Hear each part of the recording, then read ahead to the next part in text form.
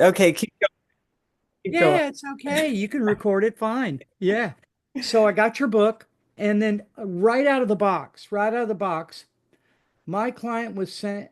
My client was sent to the hospital because her boyfriend knocked her unconscious. Bless her heart. That's what I read. Bless her heart. Follow me here. I Freudian read, a Freudian read, like a Freudian slip, right? And so then I quickly read, she did say, bless his heart. And then it reminded me of part of why I was stimulated to call or to try to meet with you and talk with you because I feel you're eminently qualified to advise me on this. And there was the advice right there because I was in a wronged situation, and it's the one that wronged me that I need to, understand. Bless his heart and pray for him. And I've been doing that lately. So, my own son, I have three sons. My own son that just turned 30, uh, 31 on February 28th. In 2019, it's a long story, difficult situation, but it resulted in him and his girlfriend that he was having fights with give giving his two children into my hands. I had to take his two children because his wife had to go to the hospital for burning herself, a Mm. self-harm event. And when I went there, I wanted all of us to go together. I didn't want to be, and she told me, no, you can't bring the kids in the hospital. They have diseases. He could get it. And so I called my son who's at work. Why didn't he do that? That's another part of the story. But he said, don't worry, please just take care of him. And when I get off work, I'll come pick him up this evening. That evening, he contacted me and said, well, they're not letting her out of the hospital. The police came and talked to her, and they want to keep her overnight. That's because him and her had had a argument. And on Saturday, this was a Tuesday, so that was 2 days before, on 3 days before, on a Saturday, where she tried to light herself on fire. It was like she poured barbecue pit lighter fluid stuff on herself and was just about to light herself on fire when he lunged and grabbed the lighter. But apparently, just the liquid itself left some superficial burns or something. And she had called our family doctor that morning. They called her that morning and told her about it. The doctor said, get her to Parkland Hospital because they have the best burn unit here in Dallas. I'm in the Dallas area.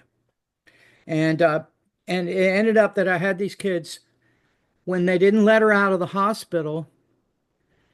The next day, he said they've decided they're going to send her to a short-term or intermediate term psychiatric. I said, well, yeah, it's a self-harm event. That's like somebody trying to commit suicide, or it's like by law.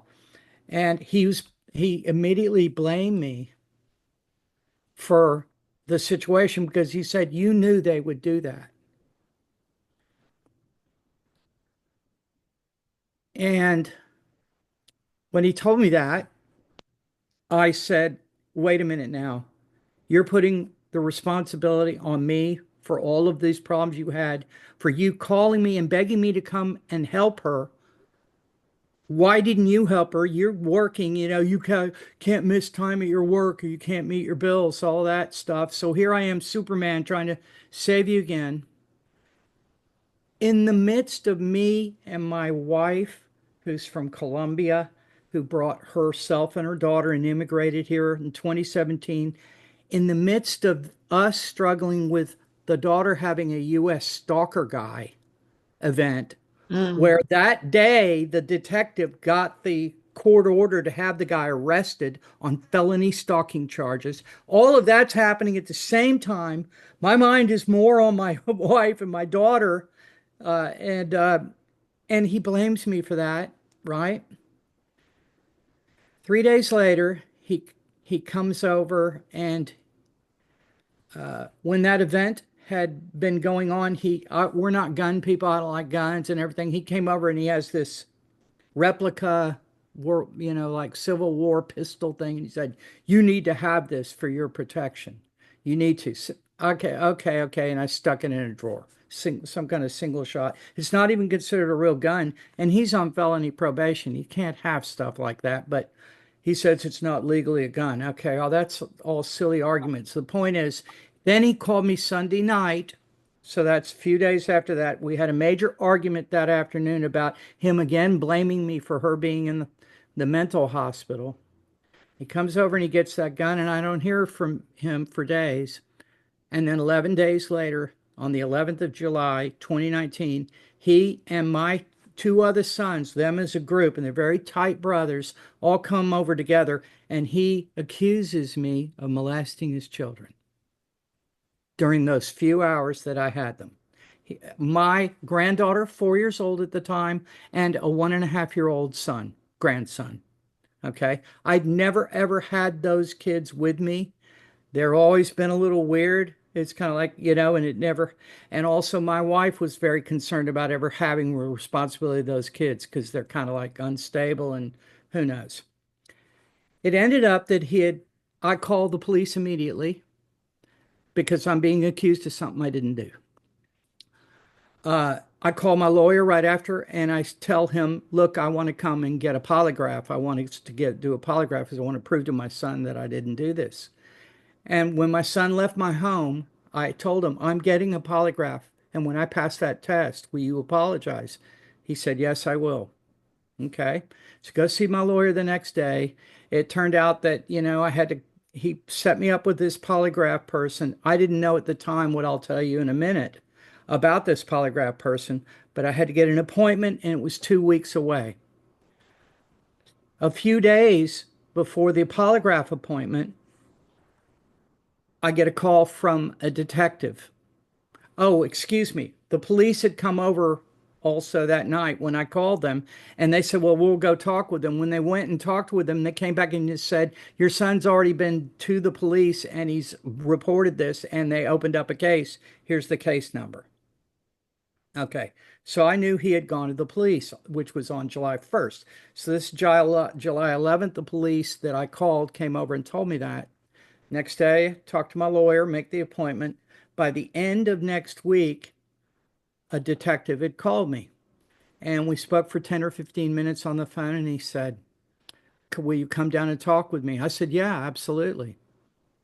Now, at the time, this same son is on 10-year felony probation. When he's 18 years old, he went on this weird crime spree. The same attorney that's helping me with this, I got him to help my son. And he ended up getting a probation. It involved armed robbery with a gun, and he didn't go to prison in Texas. That's pretty rare, right?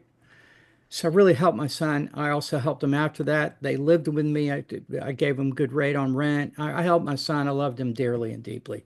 So you can only imagine. So anyway, the detective, I go down and see him. My wife and my stepdaughter go down. At that time, stepdaughter, I've now adopted her. They go down with me and they're waiting in the waiting room.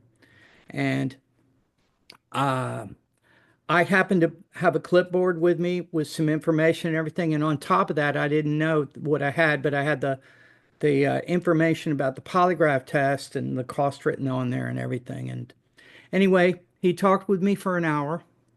About 40 minutes in is when he hit me with the tough questions, and I answered truthfully. And the big problem I had in talking with him, I told him, yeah, I kind of have a problem in talking with you, but I'm scared to death. So I am talking with you, but it's because I don't want to get my son in trouble. He's on probation and he's, he uses marijuana a lot and he doesn't have real good clear thinking from it. Okay. Okay. So anyway, as I leave the appointment and we walk out to the car, my wife and daughter turn to me and my wife says, two things I saw on his face. One is he believed me, but number two is he felt really bad for me.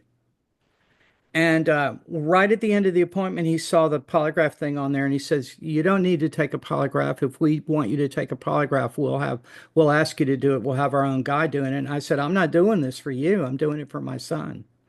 I told him about that.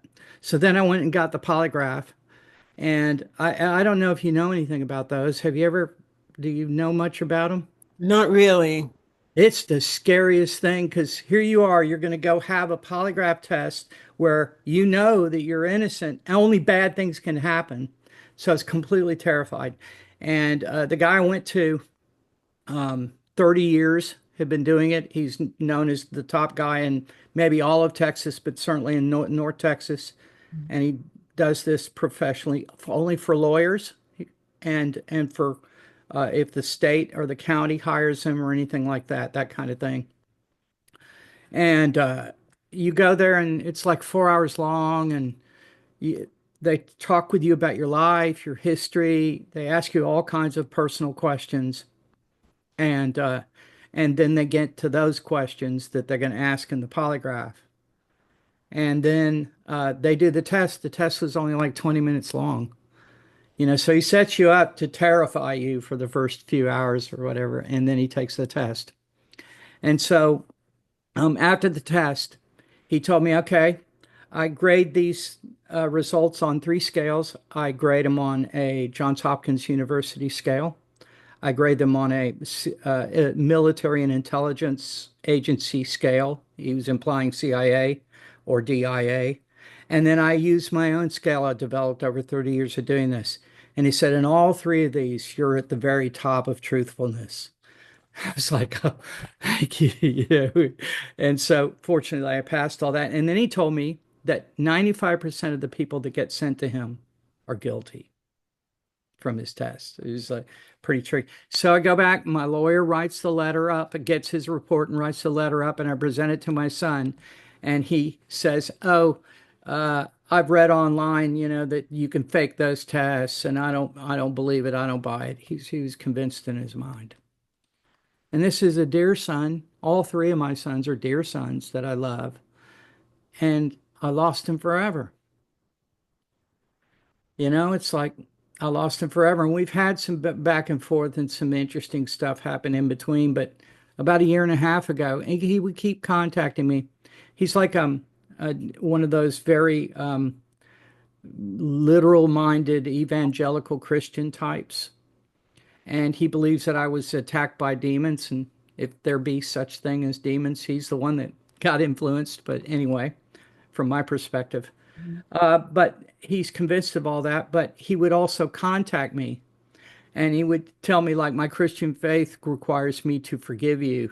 And I said, I can't accept forgive your forgiveness for something I didn't do. Come on, be real. It's like, I'm not going to let you live in that illusion. And uh, there's so much more history too. Of course, I went through a divorce with his mother. So my wife, that's from Colombia's. We've been together 23 years now, and so his mother, of course, had been waging war through the children ever since the divorce, which was in the year 2001. And this was her great opportunity to get a leg up in that. And I would not every I can't with a conscience, clean conscience, use my children against my wife or use anybody again. You know what I mean? But anyway, so she took this as a great opportunity to also, you know, divide us and all that. And then my youngest son, who is 2 years younger than this son, his name is Reed. And the youngest son, Dylan, he's had real difficulty with self-esteem issues. And when he got to be about 20, 21 years old, he started drinking and drinking alcoholically. And I had a past history with drugs and alcohol, of which more than a decade ago, I put way behind me, 13, 14 years ago was the last. But the point is that my clean life, or that I've cleaned up and living a good life and all that, and AA had been in my background, and wait till you hear all the other stuff. Course in Miracles is one of them. I'll just segue to that real quick because I saw your quote that you started with from Marianne Williamson, which is a very famous quote, a wonderful quote. And I once read the teacher's guide or the it in the Course in Miracles. I was taking a plane flight from Bangkok, Thailand to an island, Curacao in the Caribbean. Had to stay over in or change planes in Amsterdam. So I read half of it to Amsterdam and the other half, and it was like an amazing experience. Amazing experience to go through all that. So anyway, I just remember one of the beginnings of it, the emphasis was, to teach is actually to learn. So it was like, uh-oh. That's Now true. back over to this though. Yeah. So uh, it turned out about a year and a half ago, I just wrote him and I said, listen, it's so painful for me. And I think that we just have to decide that, essentially you murdered me in the eyes of your daughter, your son. They don't even know their grandfather. They're going to grow up being told this. Your wife or girlfriend or whatever you want to call her, which now they're on the outs, but it's really tricky. All of y'all, I'm dead in your eyes. So don't contact me. It's just too painful. And so then I read your background and I read some of what you've been involved in and and it all kind of came to me that this inner voice said, "Oh, talk with her. Maybe she can give me some, you know, advice on how I might proceed or how I might be able to find another way to prove to him that, he made a mistake. He made a mistake. He had a lot of reasons to maybe want it to be true out of anger or this and that. And I don't hold anything against it. So I had all that idea. And then I read the beginning of this, and it's like, just pray for him, man. You know, just pray for him. And I'm of there's not one life or there's so much more. Way beyond this one life. That's where I'm at. And I once asked him, I said, do you believe in your religion that when you die and go to heaven, as he believes, that you will know the truth, that God will tell you the truth of what you're believing about me? And he says, yes, I do. And I said, well, do yourself a favor. Remember my words. I love you so much, son. Don't be too hard on yourself, you know? But that's really where it's at. And I'm sorry to open with all of that. No, I'm glad that you did. So, Oh, it but catches it me led up. me. And I'm sorry. No, no, don't be sorry. That it catches me up on what you've been going through and what you've been thinking about, and also what you've One been thing. ruminating about, because that story I know just goes over and over in your mind in different ways. And so, yeah, thank you for sharing that. Um, Let me ask you a question. And I'm so glad about your journey that you're open right now to really receive different ways of perspective, different ways of thinking, and ran across Dr. Masters with his metaphysical teaching. And so I'm just that's really amazing, first of all, that you have gotten to a point where you're open to that. So first Mm-mm. of all, congratulations on that. It's almost been a process of elimination. You need to know that. I have studied all the religions, just about that you can find any information about in the world. And I'm even including obscure religions from obscure cultures, of some of which don't even exist anymore. I've studied deeply into the traditions, various traditions, contemplative traditions. I've studied, when I say study, I dive in and I bring it in and I, embrace it and contemplate upon it. And philosophies, mysticism, non-dual, all of that, all of that. And as I've gone through my journey, I've had a lot of like or paranormal experiences, like a lot. Mm-hmm. including now and lately having experiences with these orbs and Mm-hmm. meeting people that are having them and they're into their spiritual interpretations of that and even provisional. I suggest to them hold everything provisionally, conclusions that they're operating upon and all of that. And I've got all this crazy stuff going on, precognition, precognitive dreams, telepathy stuff. So all of this stuff has expanded. Mm-hmm. But I haven't ever found anything that I heard where somebody talked direct about the essence until I heard that 6 minute clip. And I said, who is this? How do I not know this guy? Mm-hmm. Well, because I wasn't ready when the student is ready, the teacher appears. That. Absolutely. And so then the last part about that is that I came to the conclusion, or it came through to me that, like, there's what Zoroaster, for example, is known for, is his emphasis on how important it is our thoughts, our words, and our deeds. And it just hit me in this paper I wrote on Thursday morning. It came through. It was like, that's actually secondary. What's primary or fundamental for that to be in, enacted in the best ways is a transformation in your essential energy. And that's what he says in this 6 minutes. He ends near that, with an emphasis on the life force. And it was like I lived 67 and a half years looking for somebody that might be able to articulate this in a more direct way so that I don't keep chasing around. But Mm-hmm. like he also emphasized, as you attract, like he was talking about the two neurotics in this part. He says,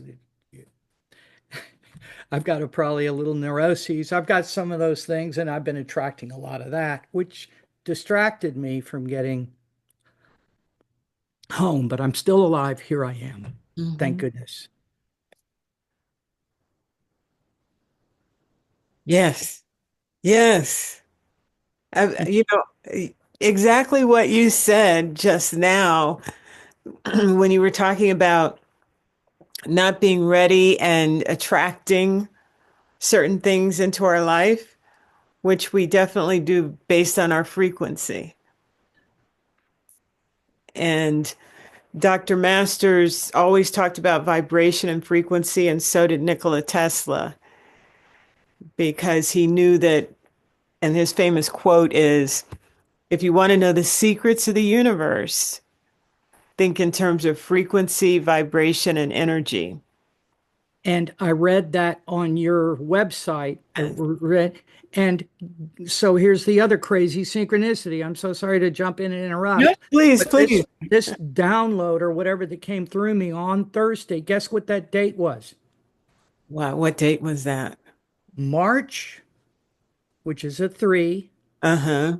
6th, Mm-hmm. and 2 plus 0 Yeah, plus 2 nine. plus 5 equals 9, 3, 369. 6, 9, Yeah, that's right. and that's how it works. I That's mean, wonderful. Wonderful. right? These Yeah, magical. The universe is magical when we're ready to receive the magic, and that's what it comes down to. So you are really like blossomed and you are so open right now and you are getting such magical messages and synchronicities, like you said. It's amazing. Yeah. And along the lines I mentioned about all the what they call paranormal, I just call it maybe normal, extra normal, or it's, Yeah. maybe something we've forgotten. Synchronicity has been at the heart of it. So probably 95% of my what I call unexplainable, impossible experiences are surrounding synchronicities. And so I had one with you, That's right. and I had another one with you. This is insane. This is what made me reach out. Well, no, it happened right after I wrote you. To I had sent somebody a book I had an extra copy of a special book. It's a limited edition. And I had an extra copy, and they work hard and everything. And it's not a cheap book. And so I gave it to him gratis. And it was number 402. I then, before I reached out to you, oh no, I think I reached out. I sent the email to you. That's right, I believe. And then I wanted to get some poster board because you see this glare behind me, and I Mm-hmm. haven't put it up yet, but I'm going to put some black cardboard over in that area because I don't like the glare on the Zoom calls. Okay. So I look up online because Amazon, and they have something really good, and it's from Hobby Lobby. And I said, well, why go to Amazon? Why not just go to Hobby Lobby? And then my mind says, but wait a minute, this was Sunday. Wait a minute, Hobby Lobby's closed on Sunday. So I do, a Google, is Hobby Lobby open today? I thought, who knows, maybe they changed their deal because they're famous for being closed on Sunday. Mm-hmm. And I'm not kidding you. What I read, I swear I'm being honest. I mean, true. I thought it said yes. It's kind of like when I read her instead of him in your book. Mm-hmm. I missed it, you know, and because my mind is already thinking, her. You're going to focus on the victim, and I can't stand that. You're a psychology major, so I think that's one of the worst things is that victim, perpetrator, savior triangle that people spin around in. So back over, I go to the store and it's closed, but Michael's is open and they have kind of stuff like that. And so I'm looking at Michael's, and all of a sudden I see on the right a door. It's a strip shopping center, and there's just a doorway, like a utility door in there or something like that. But it has a giant 402 on the door. And I remembered to myself, I just sent my friend the 402 book, and it's about mysticism and stuff like that. And so this is cool, and I took a photo.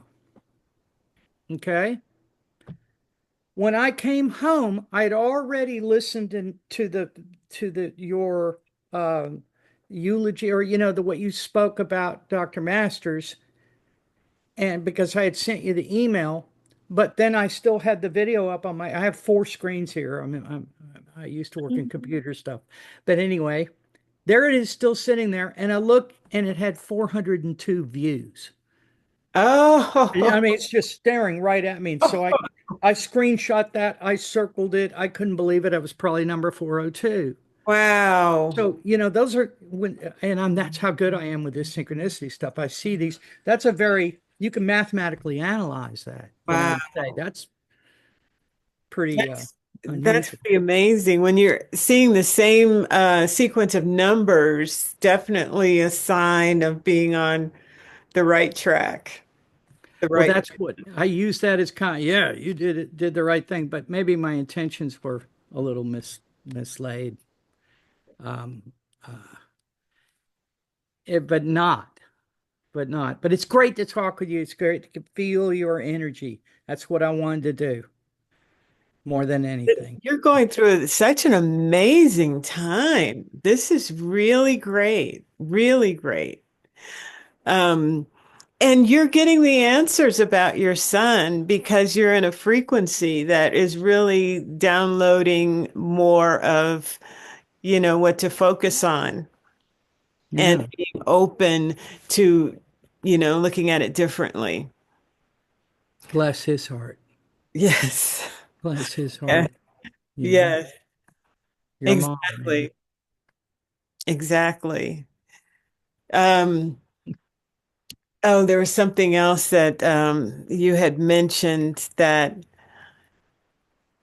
I think that as you go forward on this journey, you won't want to convince anybody of anything.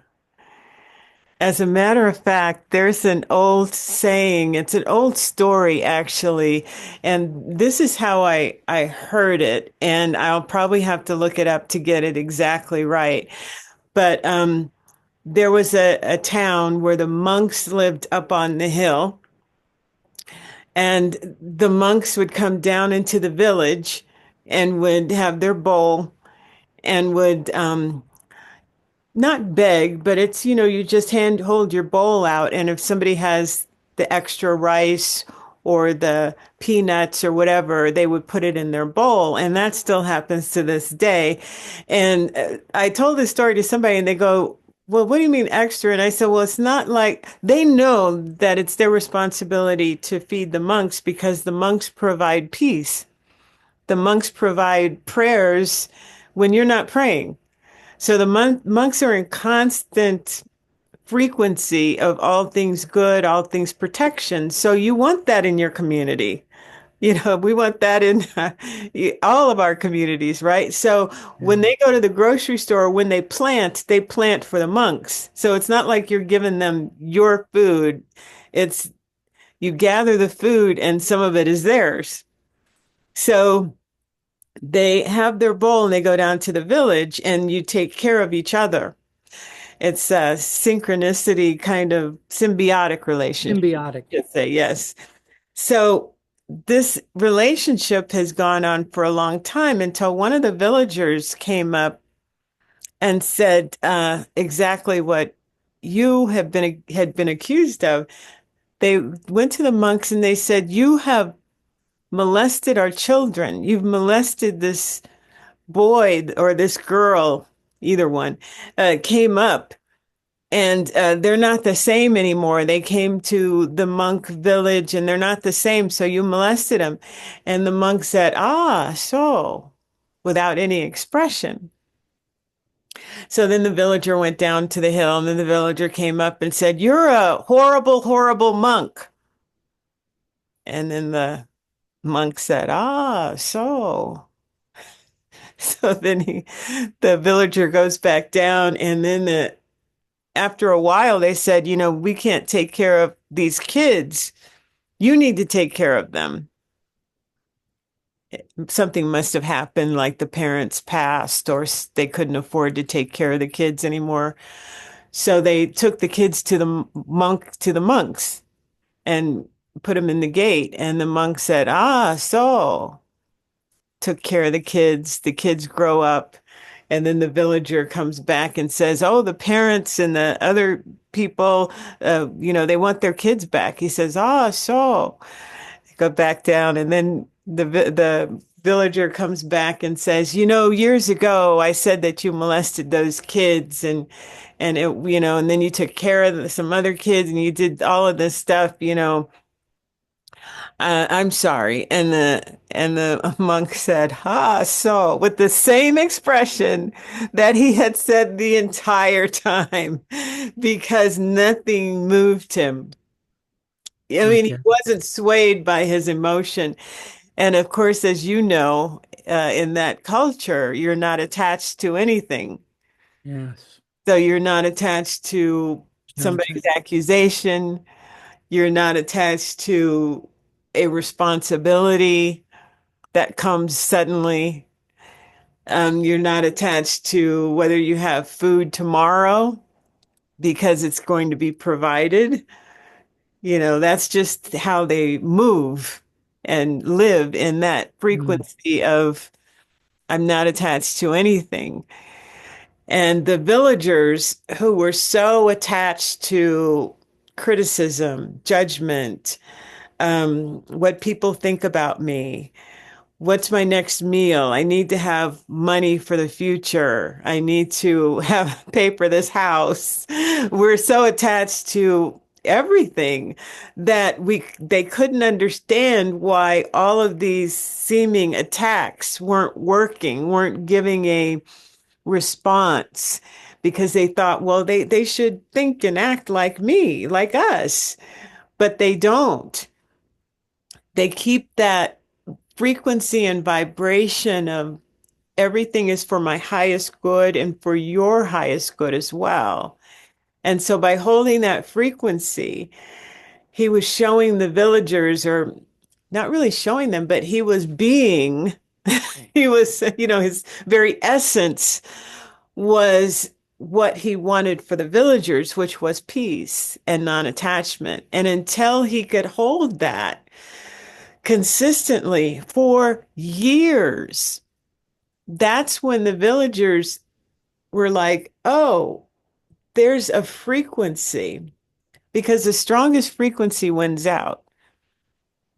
So it's like the strongest frequency that that monk held consistently was something that the villager could step into because now he has it in his vicinity constantly. And it's almost like a gnatfly. It's like there's something there. There's something that's not what I have. There's peace. Why is he at peace when I keep, why is he at, it'll strike, like you said, curiosity at first. Then the curiosity can lead somewhere else. And that's when he came and apologized because there was no resistance. The monk wasn't trying to defend himself. The monk wasn't trying to teach him a lesson. Right. What the monk was showing was peace, love, forgiveness. You are my beloved. And the monks know a secret that people in the world don't know, or people in the village don't know. And that is that if there's only one God, then there's only one here. And so that villager is me, and the villager is the monk. Yeah. Yeah. Yeah. Thank you for reminding me of that. Thank you. Wow. I think you're going to have to send me a copy of this. Yeah. Oh my goodness.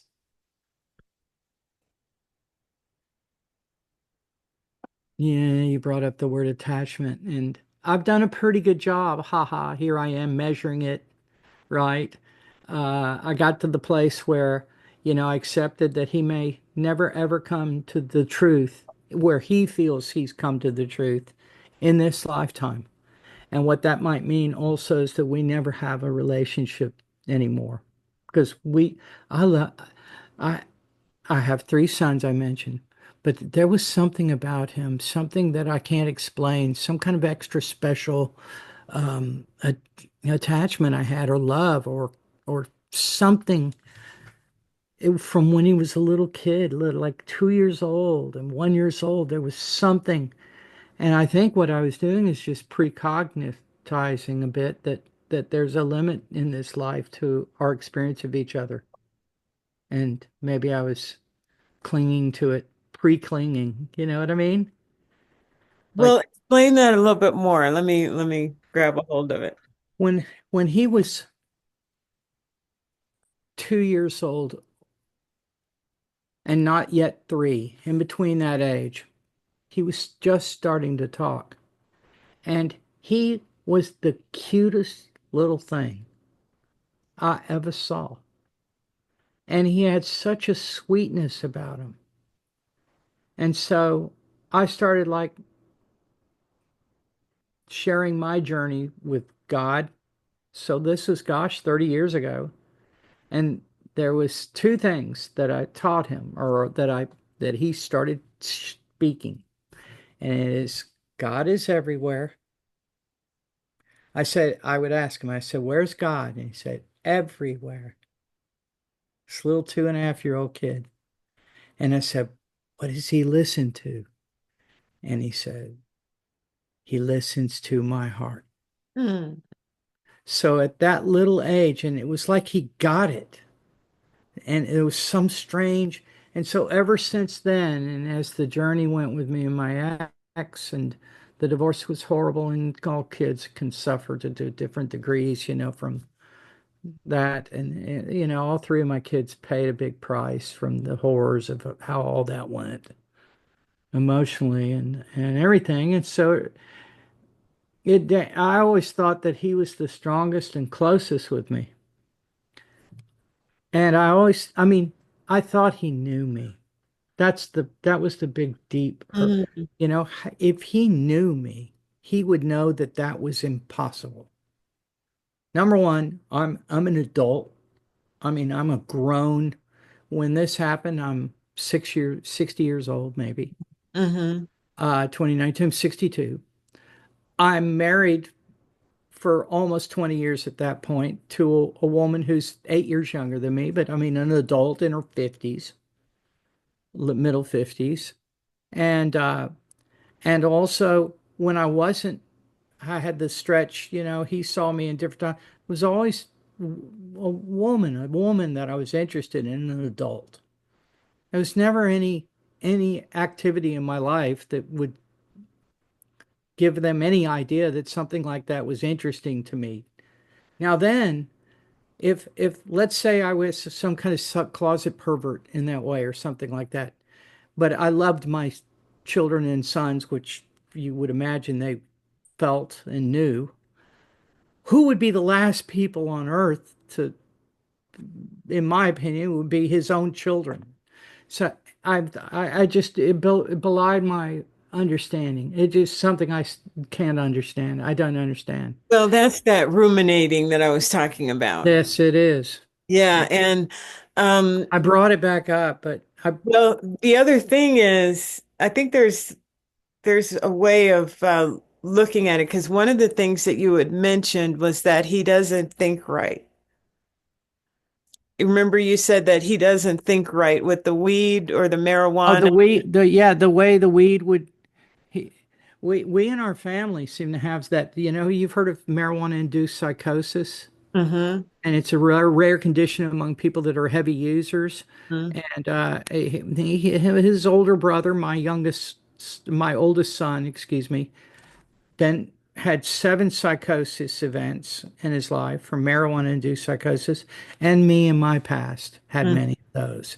And so he's never had a psychotic break where he's been put in jail from his actions or hospitalized. Although the night that he had his crime spree, he was in probably a low-level psychosis and out of his mind. But Yeah, anyway, go ahead. off and on, the last part is off and on. I'm sorry I get off track. Off and on, though, he's weaved in and out of what seems like reality and just Right, not thinking what I would think would be reasonably clear thinking. If right. he grew up with me, he knows me. How No, could, well, uh, yeah, I'm glad that we're recording this because okay. when That's good. you listen back to it, um, you do go into the truth of his mental health because his mental health is not good. And one of the things that you started out with was his girlfriend or his wife lit herself on fire, and they had been having arguments. They had been having disagreements. And so this was not a healthy home. So he doesn't know how to create a healthy home or a healthy environment for not only his kids, but the person that was the mom of his kids, right? The Right. mom of his kids. And there was violence too. Of course, there was violence because setting yourself on fire doesn't happen in a vacuum. So there Right. was a lot of domestic violence. And I think that even though you see that 2-year-old, it's okay to see him clearly as an adult that is not well and hasn't been well for quite some time. Yeah. Not Yeah. and he has so let's talk about that environment that he created for him and his kids and the mother of his children. This what how bad does it have to be to set yourself on fire? Would you Right. say maybe on a scale of 10 being really bad, would you say it was a 2? No. I think their life was 9 and 10 level. It has to be a 10 or Yeah. an 11 to set 11. on Yeah. fire. Right. Because that means that and if the kids were home, that means that were the kids at home at the time? They didn't see that because she ran in the backyard and did that, but they were at The, home. the kids were at home? Yes. Okay, it's at 13. Yes. Thank And you. did he, you said that he was at work and he couldn't take off work when she would set herself on fire? No, no, no. When they had an argument together, he was home. It was Saturday afternoon. And Okay. in the heat of the argument, she ran outside into the Yeah. backyard, grabbed the lighter fluid, had a lighter in her hand, 16. and he ran out there behind her and grabbed the lighter out of Oh, her hand just gotcha. as she was lighting herself. Sunday evening, he called me and I had stopped having a relationship with them because of all the marijuana. I didn't want to be around it either. With my history, alcoholic and addict, that I've got a decade of sobriety, but still close to then, but still, I didn't want to be around it because people that do that, that are that deep into it, I've learned they're sick in every way. They're sick spiritually, mentally, emotionally. And if you're around and emotionally involved with an alcoholic, it can make you sick too. I know that from my Al-Anon Right. friends and all of that. So I stopped going over to his home and being involved. So a week before that, this is interesting prehistory, but it's really important. A Mhm. week before that, his wife, Holly is her name, calls me and she said, and she always called me Dad. She said, Dad, I want to tell you something. And I said, What's that? We stopped smoking marijuana. And I said, Well, I'm really happy to hear that. That's wonderful. And so when we talked for a little bit, and I said, How somehow the doors up about 3 days later or 4 days later on a Wednesday before their bad Saturday, my son called me and said, I have to do a fumigation. They had rats below the home. And he asked to do some special kind of fumigation thing. Would I come over and pick up Holly and the kids and take them, somewhere for the day so they could be out of the home while they do this process? Mhm. And I said, sure. So I picked her up and my two grandchildren, and I've got films of it too, video. We have these phones now and everything. I took them to Chuck E. Cheese. They had a great time. Took them to a park or whatever. We spent several hours together and kept them out of their home. So all of a sudden, after me pretty much distancing myself for a year, I had stayed out of the picture. This happened, and she's telling me all about how, yeah, they've quit the marijuana and they're going on the right path and they're pulling it all together. And all of a sudden, on Sunday evening, my son, and I don't know about their problems or anything on Saturday. On Sunday evening, my son calls me and asks me if I will go spend some time with her or go see her. And I told him I would go there the next day, which is Monday, the 23rd of June, I believe, is the date, 2019. And that day was a very hard day because of the situation with the detective in relationship to the stalker guy. Why I'm telling you that is because he had posted on a Facebook post a gun, picture of him holding a gun, and he wrote this caption that said, just like a condom, it's good to have it even if you don't need it, or something like that. And that stalker guy's uncle called the detective, because we already had this detective on the case, and told him about the Facebook post. And that's how we learned of it, from the detective. And he was really working hard to get the affidavit because he needed, you have to build a case against the stalker. It took like several events over several months of this guy doing stalking things. And he said, but I've got enough of the case now, especially with this brandishing the arm and making that veiled threat. And so he was going to get that to the judge. I didn't go see Holly that day because we were all consumed in that. So that evening, my son calls me and said, Dad, you promised you would go see her. Well, the reason why he wanted me to go see her was because he wanted her to tell me this was going on and seeking my help. What was going on? Their war, and they remember Saturday she had these burns, so she'd been suffering these burns Mhm. since Saturday afternoon, evening, burns from the lighter fluid. It wasn't lit, but it still caused burns on her. Uh-huh. And so he called me Monday evening. He didn't tell me any of that, But Mm-hmm. then when I go over there on Tuesday morning, I learned from her that that's why he wanted me to come Mm-hmm. I see. because she said, look, and she lowered it, and you could see these burns starting to go all across her chest. And she said, and we called Dr. Benson, the family doctor, and she told us I have to get to Parkland Hospital. Will you please take me? And then that's when she told me that remember a month and a half before when I had to go to the hospital because I fell down on my back and hurt my back real bad? Well, Anthony pushed me. His first name's Anthony, but I call him Reed, but we've always called him Reed. Anthony Reed Hunter.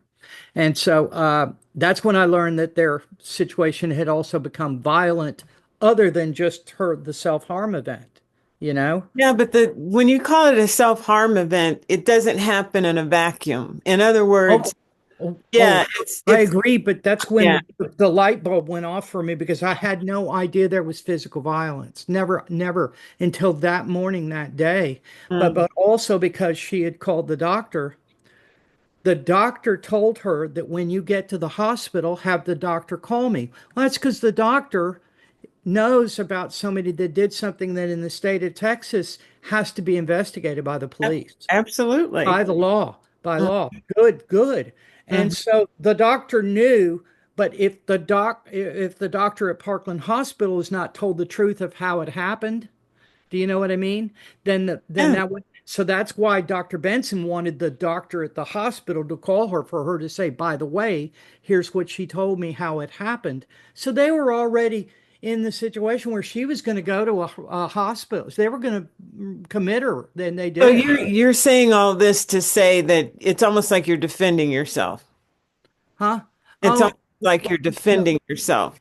no, It no, no. No, I because wasn't talking remember about, he accused you, he blamed you yeah. for causing all of this trouble and having the police involved. So the way you're telling the story is like you're defending yourself. Now, I get you that you get that energy because it feels logical that I can't be blamed for something that they already, through their own circumstances, created.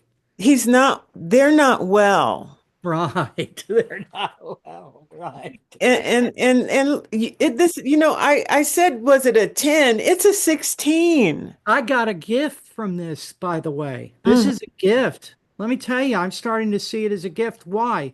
Because this put me out of his life of drama, out of their life of drama. The concern I have is these two young kids, but how that has ended up is because their problems, those two kids are now living with my ex-wife and she's raising them. They were homeschooling these kids. They weren't getting any social interact. The kid at 7 or 8 years old couldn't read a word. 7 or 8. That's almost child abuse, in my opinion. And the Child Protective Services here did a terrible job. If they just went and investigated my son and his life Hmm. and their life, those kids would have been taken and removed and put in foster care or something. Hmm. But that's all, Well, that's I'm glad all they're. my other frustrations. So a year later, I Hmm. had helped him get an apartment or a condo before this drama happened, only about a month before. But when I did help him find it and like co-signer in a way, or they had my name and on the information as the person to contact in an emergency. A year later, and all this had happened with my son. A year later, I get a call from the leasing office and they said, "Could you know how we can locate your son?" And I said, "No, what's happening?" I said, "Well, there's been an incident. His wife has had barricaded herself inside the condominium and got shot." I mean, it's a crazy story. That was a year before the fire. No, that was a year after. After the fire. Okay. Yeah. So that's an example of their dramas were ongoing. And then after that, I'm completely out of their life. And it's a gift that that I didn't have to experience the continuing dramas that they've experienced. I Well, can't, yeah. yeah, let's talk about. Uh, Can you believe that? I mean, no, wow. I can believe it, but You've heard it all, haven't you? yeah, but But I want us to go back to just that one incident Yeah. was an indication that this was an ongoing problem. And that's Yes. why I keep going back to it didn't happen in a vacuum, that there were things leading up to that. And when you tell me about barricading a year later, I'm like, well, yeah, because it was a 16. Was there anything that would make the next incident a two? No, Usually they escalate. they escalate. So So, guess how she got shot? You want to hear that? no, that's okay. We already know there's drama there. And let's talk Yes. about where Yeah. drama comes from. Yeah. So you've heard in AA, stinking thinking. Yes, thinking, thinking. Yeah, exactly. And so drama happens when your mind starts going amok and it goes to things that uh, are not really healthy and they begin to ruminate. When they ruminate, in other words, you're going over and over some paranoia thoughts. They may start out small, but then if they get bigger, then there are actions that you take, right? So Mm. once we start thinking about something, we can have an action that follows, right? If I want to get a cup of coffee, I have to think about a cup of coffee first, and then I go get a cup of coffee, right? I have to have an action behind it. So these incidences where he went on the criminal robbing spree and all of that stuff, this lets you know that there's some stinking thinking that ruminates and goes into action. Now, yes, people can put alcohol behind it and all kinds of substances, but you don't have to put alcohol and substances behind it.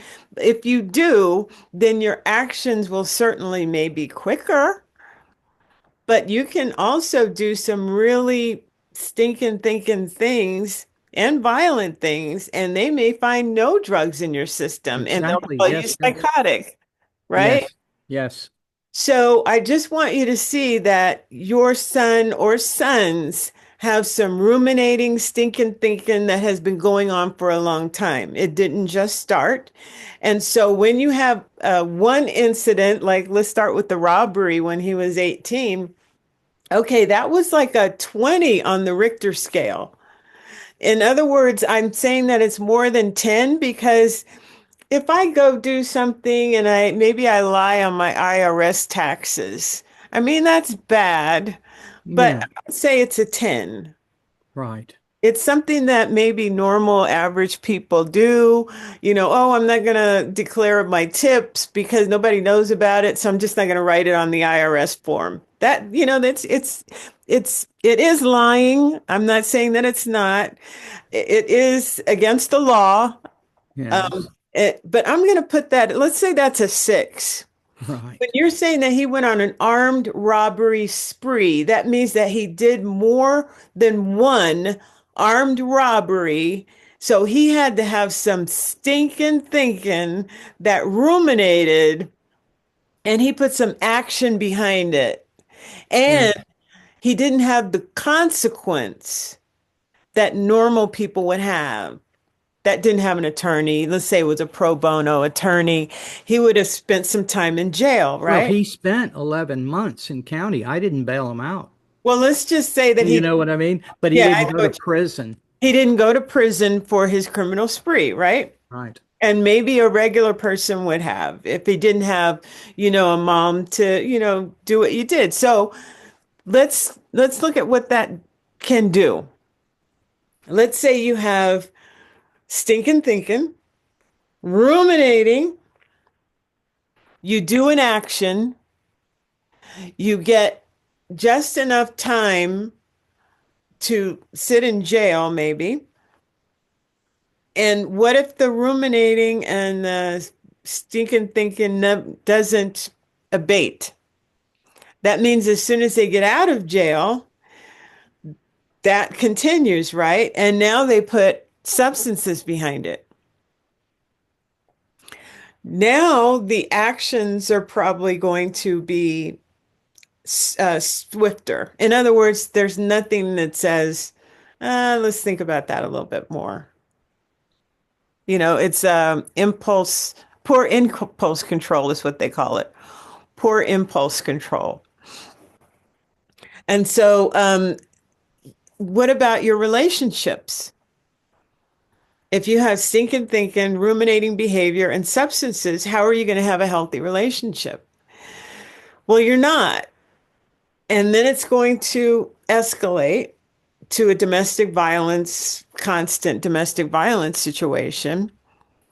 So I'm just saying that when he came to you and accused you of something, he's used to doing 16.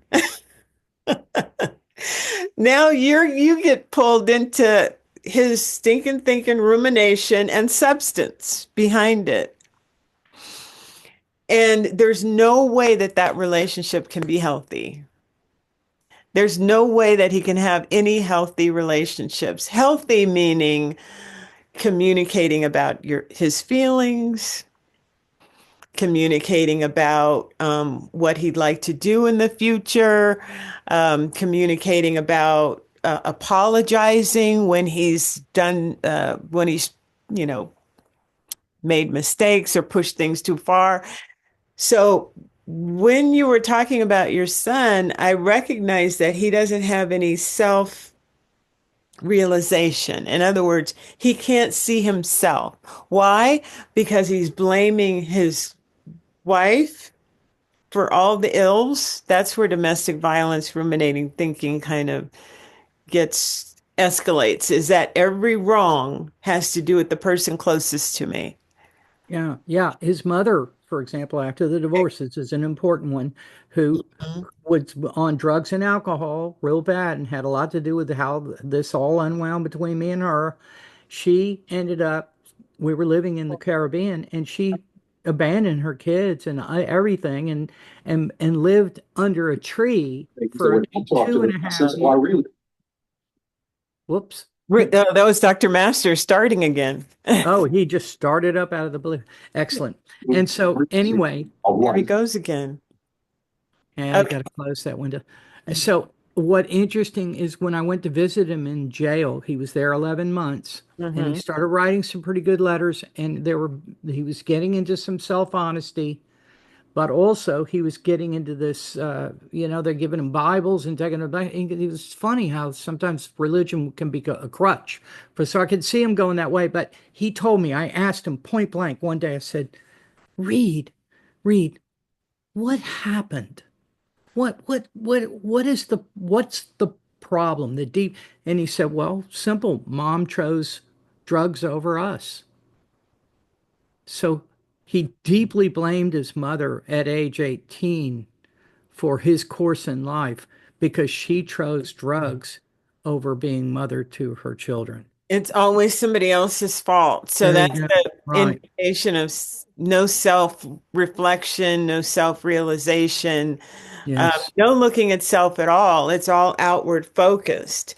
So if there's something wrong going on in my life, I'm gonna I'm thinking about his wife. I'm Right. gonna accuse her of not being good enough. And if I do that enough, her self-esteem gets lowered. Like I'm nothing. And guess what you can do when you feel like you are nothing? You Right. light yourself on fire during an argument. Well, if I'm so bad, let me get rid of me. That's Right. why this was a 16. But Yeah. I'm saying that they had a lot of 15s, they had a lot of 12s, and Yeah. then the 20 shows up. And you being accused of child abuse, really that was, I'm going to say that was an 8 on the Richter scale Compared. because Right. you were not harmed physically. Right, right. But I You, could have gone to prison, but they believed me and the polygraph and all that. And then I got a letter from the state just a couple of months later, the case had been closed. And well, yeah, the case would be closed. I used to work for Child Protective Services, and you can accuse people all day long, and people get accused all the time, especially during a divorce. falsely accused, right? Yeah, falsely accused, and so that it has to be proven. It has to be, um, proven, and that's where, um, it gets into um, things where I've even heard people say, well, I knew he wouldn't be convicted of it, but it looked good on the divorce papers. I mean, so there's a lot of stuff that goes on in that kind of thing. Uh, uh, But I always tell people to, they're not going to convict anybody without proof of sexual molestation or sexual abuse. Um, but mhm, anyway, mhm. like Yeah. I said, for me, if that was me, I would have looked at his history and I would have said, "Oh, he's doing an 8." I would Hmm. have been like the monk that said, "Aha, aho, yeah," All right.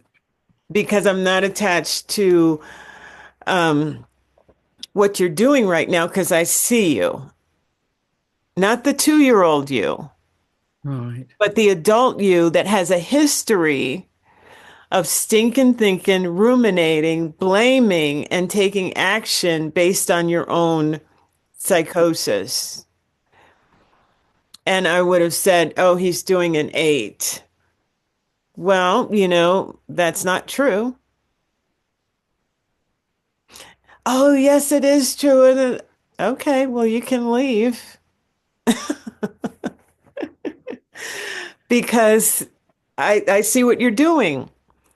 So that same person can come to you now and say, you stole my gun and I think somebody was shot with that gun. This is what you can expect from somebody that has stinking thinking, ruminates and acts on drama. He has a lot of drama in his life and you can put the substance in there, but what I'm also saying is that the substance doesn't have to be there. Totally Because got that. Right. yeah, he's And acting I on don't blame the substance. I yeah. only brought that in because it's a part of it that you can, I know from my own experience, it can exacerbate and accelerate sometimes. Yeah, it can But what's there make is me there act anyway. there. Yeah. I Yeah. mean, working the steps and going through fourth step and all of that and going really deep and becoming just powerfully self-honest, rigorous that they require, they say, and I've learned it's true for me. I can't speak for anybody else, but that rigorous self-honesty is a constant Yeah. process that Yeah. I always do. And that's what brought me straight to finally to get to this place where, I got there too. I mean, it's such an amazing journey, but boy, you're amazing, ma'am. Mm.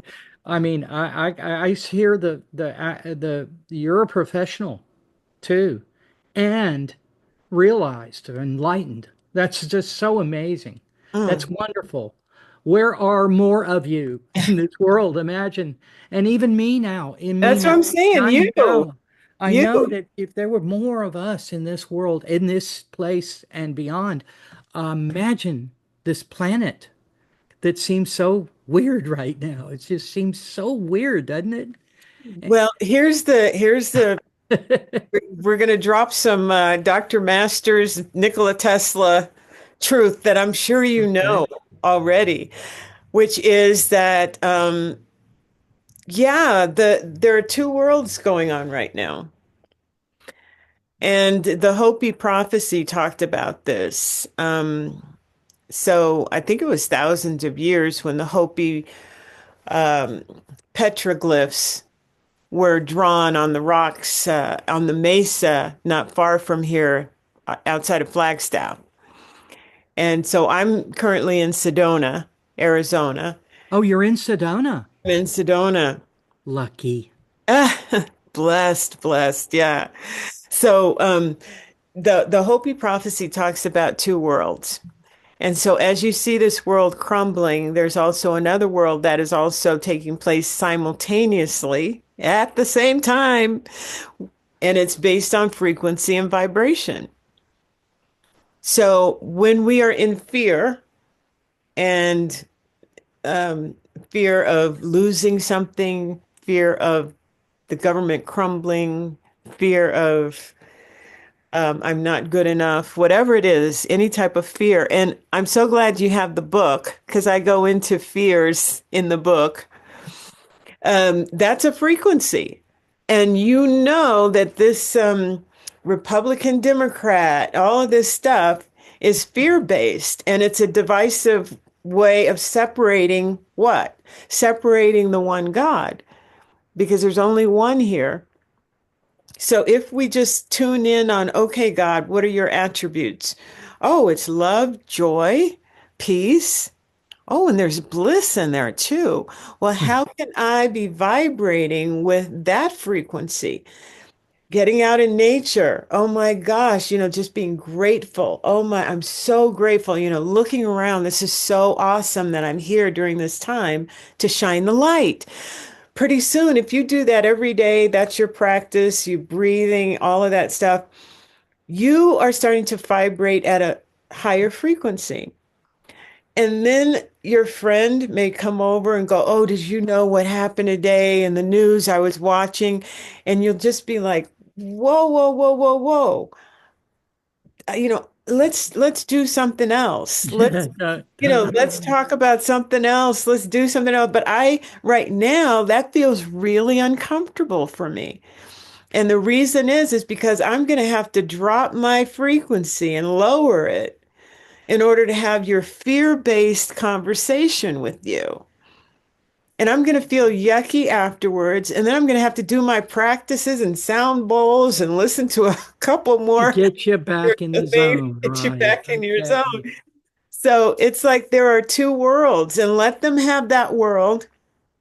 And then you be in your world serving, because you have this light, you have this open energy, this wonderful stuff flowing to you. And you just say, how can I serve with what I know right now? How can I be of service to someone? And those are the two, that's the split that's happening. So, do you know Mark Amaru Pinkham?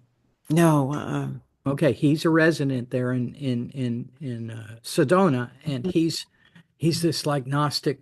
Well, I don't know. He goes way back in his practices. He's worked with a Peruvian shaman types 30 years ago and 20 and brought a lot of that back. But anyway, he talked. Why I brought that up is because when you were talking about the two worlds and everything, he has this place he goes to outside of Sedona, not far, this canyon area. And he mhm. says if he sits there and he meditates, he can actually see the other world emerge in his vision in front of him with these incredible structures that Mm, have been built into the nature. And he's described it in a few of his books. And I believe him because I kind of got to know him. He helped me on a lot of things. And yeah, anyway, so when you were talking about the two worlds and you're in Sedona, it reminded me of that. Sorry to it yeah, segued. yeah, that's true because it's real. It's not that you won't see what's going on in the world because I did a video because I do a lot of short videos on my YouTube channel, and one time I was in nature on this trail, absolutely beautiful, and then the freeway is not that far. I can kind of hear the freeway, and if I looked, I could see the road and the cars. But I was mostly in the woods. I was mostly in nature. I was mostly with the bluebirds and the ravens. And, the coyotes and the deer are around, but they come out at night and the bunnies. So I'm surrounded by beauty, but I know there's a freeway not too far away, but it's not encroaching on my space. So even if there was an accident on the freeway, I might hear a little bit of it, but it doesn't affect my world. And so that's an analogy of what we're experiencing right now. So when people say we're bringing in the new world, I have to correct them. I said the new world is here. The new earth is here. What frequency are you vibrating with? Because, and it goes back to quantum physics, it goes back to what Einstein said about spooky physics, where it's if you're vibrating at a certain frequency, you're at a different dimensional space. And one of the things I noticed about this space is that in my journey is that people that as you rise in frequency, there are people that will fall away. Not that you have to say, oh, I can't speak to you anymore. It's just that they feel uncomfortable maybe in your space and you're not comfortable in theirs. So they're going to go gossip with somebody else. Maybe they used to gossip with you. And now that you're rising higher and see everybody as yourself, then they're going to have to go somewhere else, right? So it's just this whole energy vibrational thing where you're moving into the new world and it's here and the old world is crumbling. We know that. Anyway, Thank you. It's echoed the conversations I've had with my wife, Christina, of late. Is like, I say, Christina, it's so strange. Um, you turn on the TV and you see the world that they're dealing with. But our world here, what we're experiencing and living, it's like another world. I've been telling her. And she says, yeah, yeah, we live in our own little world. And little world, sounds small, but actually it's like protective. It's like a yeah. safe place, a safe space. And you just gave me the inspiration to not be ashamed of this. Because in a way, I was like, well, what am I doing to help the world, that world? And the inner voice lately has been telling me, I've been asking, I'm finally really feeling like I've arrived. And I just, but what's my purpose? What's my purpose? And guess what it's saying? What The is it voice, say? just be you. Yes. Just be you. And I said, well, what do you mean? So, well, and then I answer, you mean the being I've become now, just being that is transformative for others, is inspiring for others, and that's it. That's the best way. Oh my gosh. Ah, let me give some hearts for that. I got yeah. Hey, thank you. Well, thank whatever.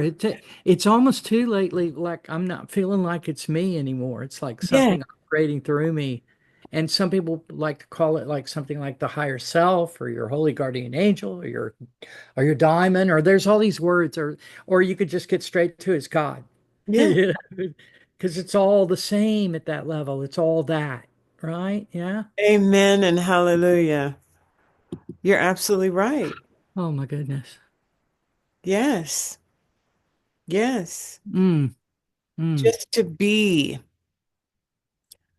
And then when you are at Walmart being, people will notice there's something, what they don't know how to articulate it, but it's what is that? And you're smiling Yeah. at them and it's love, it's joy, it's something that you're giving them permission to be. Especially when people are frowning and mad and you go into Walmart and you're like the Walmart greeter and you're not the greeter. You're just, hi, and you're just smiling at people. And it really, that is a great purpose, Mm. just to be. Yeah. Uh, Thank you. Wow. So I don't know why, but I thought I was reading something about that you were working in Henderson. Uh, Yeah, I have two about places. I Oh, have because I moved here in 2021. But I still have my place in Henderson. Yeah. Yeah. 2021. How weird. I went through and stayed in Sedona a couple of days, only one time in my life, and it was in June of 2021. Wow. Wow. Yeah, I was here. I moved in, I got the call from the Red Rocks. I picked up the phone. It's like, you're moving to Sedona. Oh, okay. So that was in the end of January, and I was moved here by February Amazing. 2021. Yeah. Yeah. So, gosh, I really enjoyed our time together. This has been Okay. awesome. What time? Oh my goodness. See, I told you an hour and a half. You were right. I knew, and seeing the best stuff really started coming at the Thank you. Oh, thank you. Thank you. And if you would like to have another session or let somebody know about it, then that would Mhm. be awesome. And I'll send you the recording. It'll be unlisted and private. Thank you. I'll Yes. download it. Thank you. Okay. And well, I've got all the information. I'm going to be reading that your book here, and then Oh, the last part wonderful. too is I also got these three that I found from Dr. Masters. Oh, wonderful. I think they were published after he passed, but Yeah. Yeah. stuff down. Yeah. This one on affirmations, the very Oh, first one, great. so powerful. And I'll just tell you what the title of it is. Uh, Achieving Lasting Security. And I went through that and it was like, wow, don't need anything else anymore. That's Yes. it. So wonderful to see his work. Yeah. It's wonderful. And then that metaphysics school. What do you think about the Oops. University of Metaphysics? Or Yeah, I think it's worth checking out. It depends on what you'd like to do. I mean, um, yeah, sounds like you're already learning and reading about things, and it really just depends on what you want to do with it. the goal for me would be just to reinforce my ability to articulate what I'm coming to. And so sometimes what I read and it helps build my vocabulary. That's my weaker element. I'm good with math. I'm okay with the language, you know. But, You know what? yeah. Like you were talking about, God comes through you. So there will be points where just let it go and let the spirit just say the words, whatever it is. So you won't even have to worry about that. But I would just say continue to read and then see where you want to take it because you might say, you know what, I'm ready to teach now. Ah, that's what it's for. Ah, yeah, So, I know. yeah, University of Metaphysics, you can get several degrees. Like, you can get pastoral counseling, you can get, I think, metaphysical practitioner. It just depends on what you want to do with the degrees that they Yeah. offer. 67 and a half. I think I'll smell the roses and just be. Yeah. Thank you again. Great to Okay. meet you. Thank you. Nice to meet you. Thank Bye-bye. you. And Take this was an care. 11. Oh, No, wonderful. no. It was a 17, Uh, one above 16. you're precious. Love you. Take care. Bye-bye.